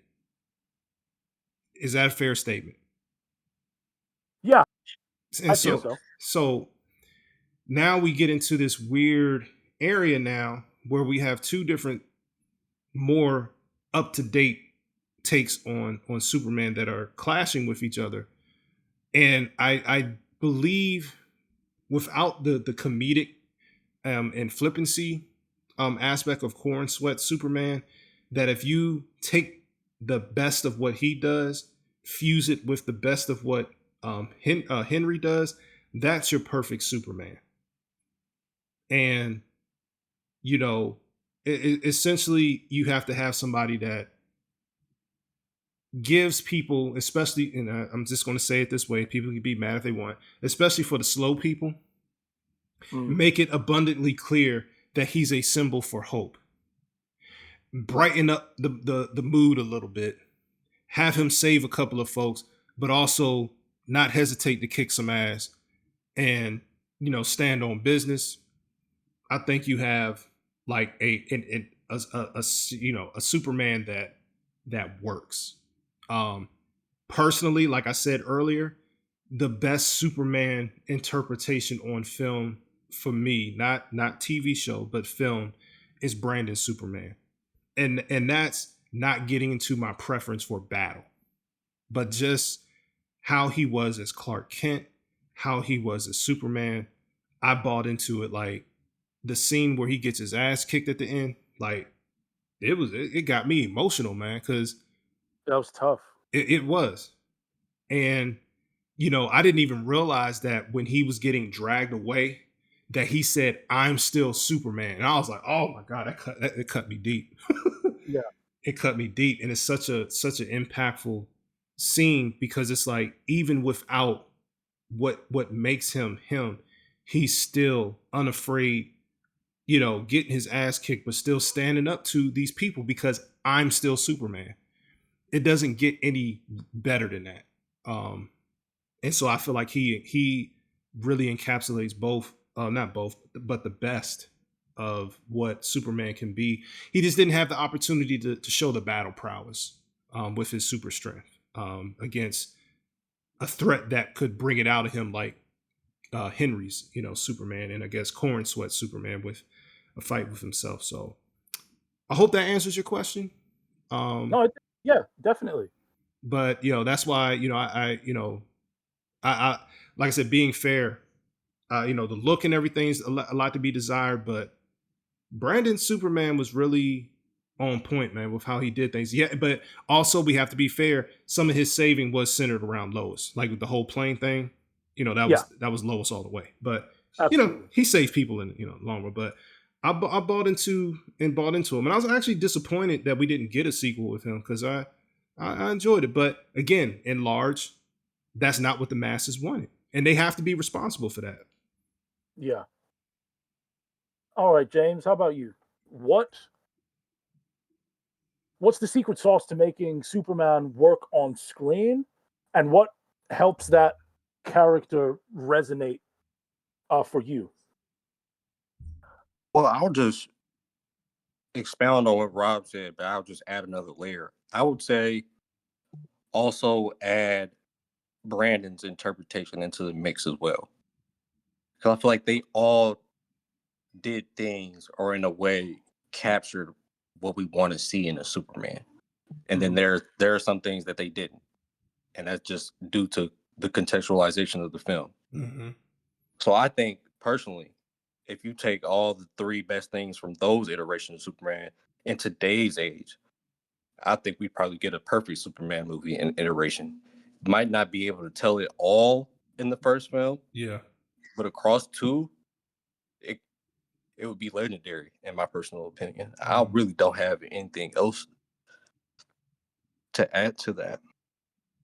So I would say, for me, just given how divisive Man of Steel was at the time and still is, I think that it's clear to me that audiences prefer this idea of the people's hero, not like not anything necessarily grander than that, because I think that people, what it boils down to for me is that I think that people have a lot of difficulty grappling with big themes in their major escapist fantasy. Yeah. Because I think that people didn't want and this might be unfair to a lot of people, and I don't mean to misrepresent anyone's thoughts, but it feels like people just didn't want to have to think in their fun comic book movie. Agreed.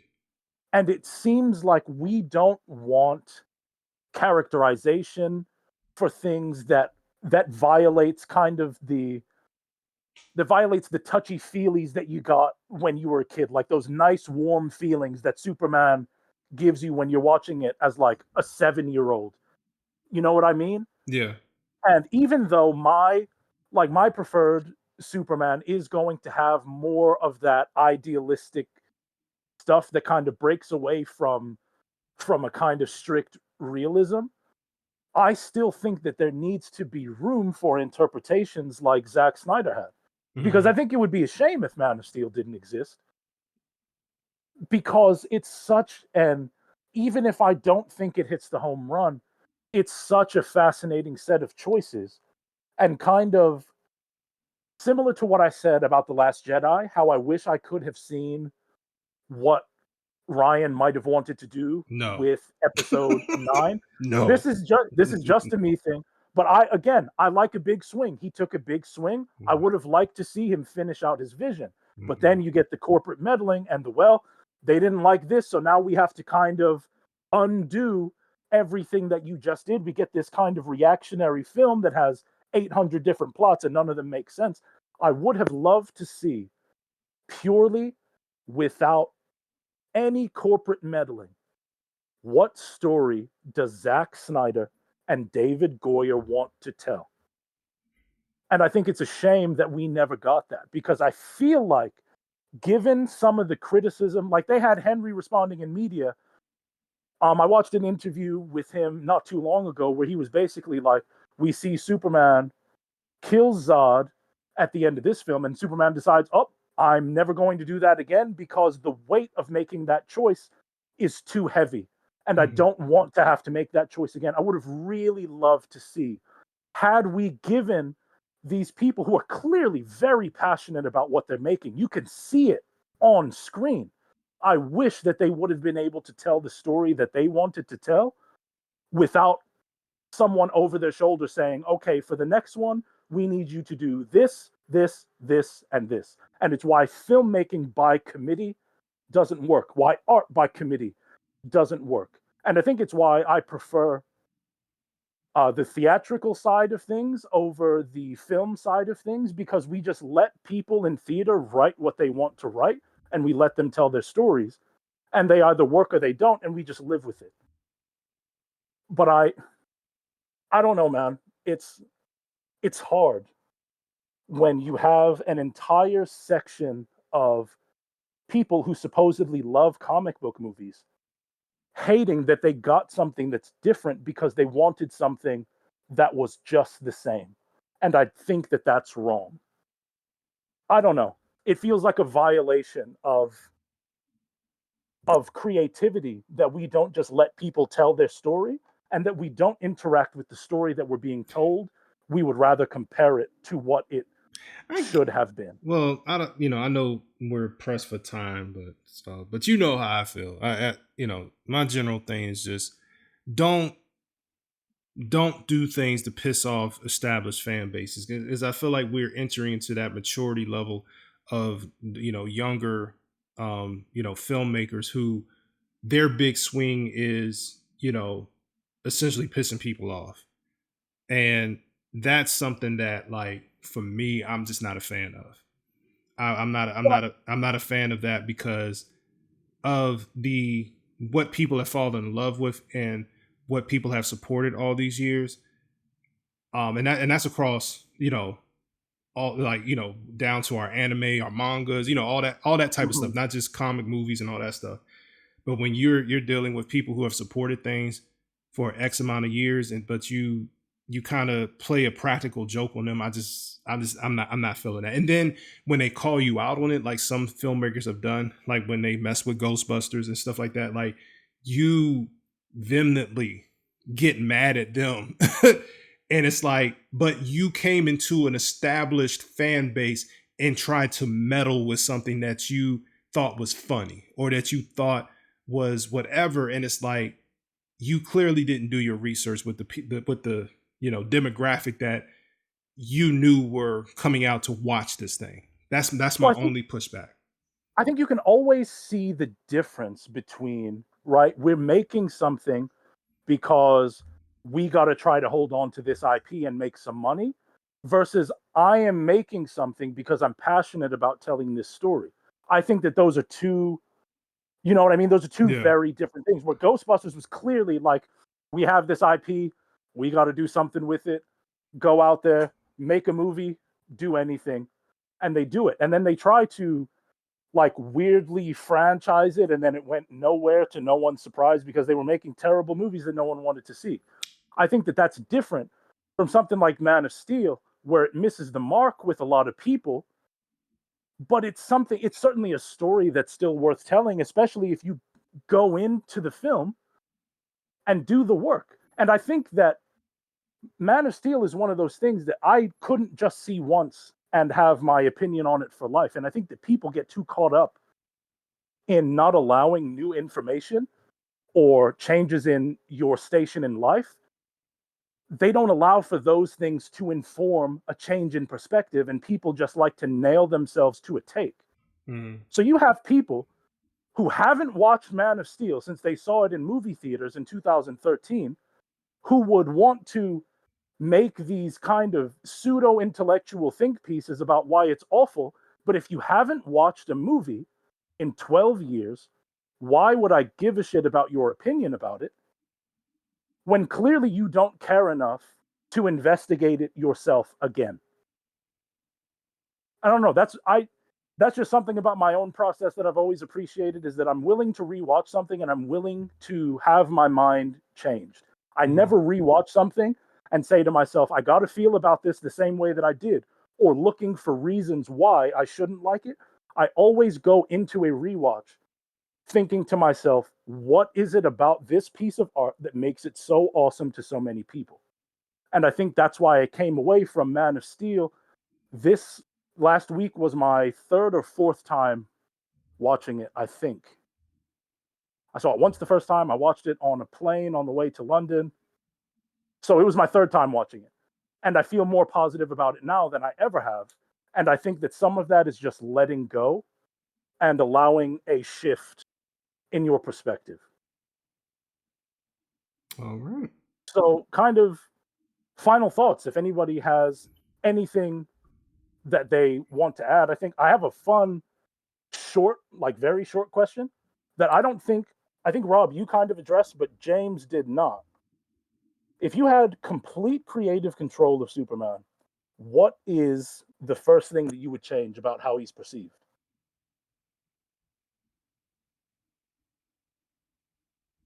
That's a Did I good lose? question. Okay, And I thought I lost you. no, that's a good question. I was just thinking, like, I'm not really sure. Hmm, in terms of how he's perceived in live action, Yeah. Like, what would you do to create the perception of Superman the way that you feel he would be best served on screen?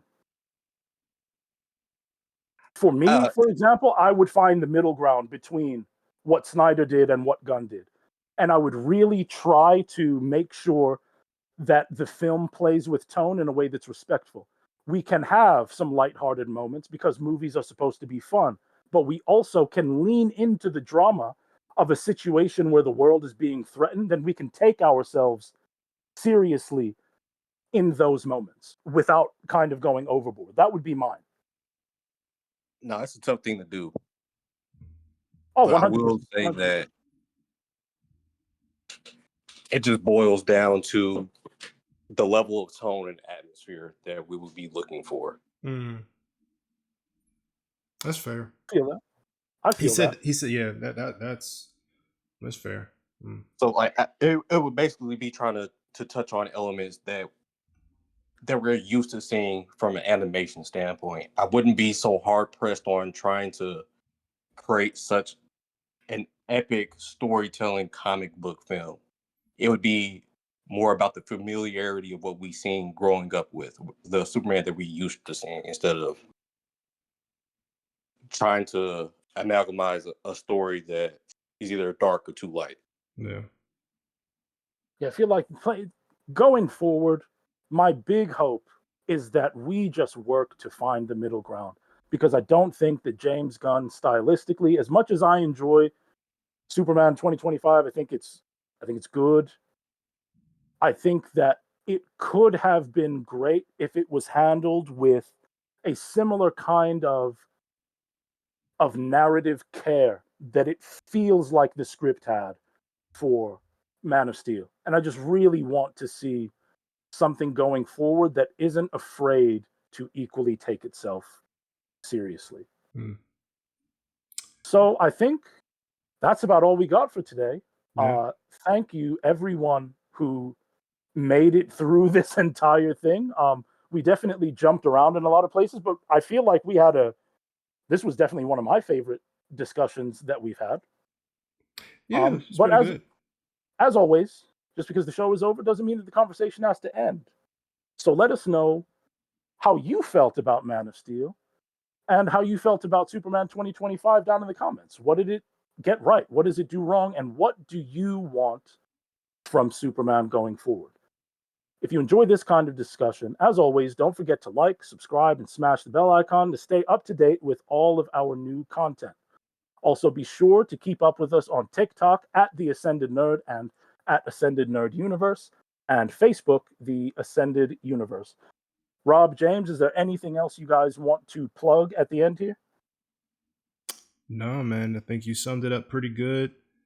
Thank you, gentlemen, for taking time again. And yeah, I hope people are enjoying the content. Yeah, I share the same sentiments, and we will be back to discuss other things as well. So stay tuned.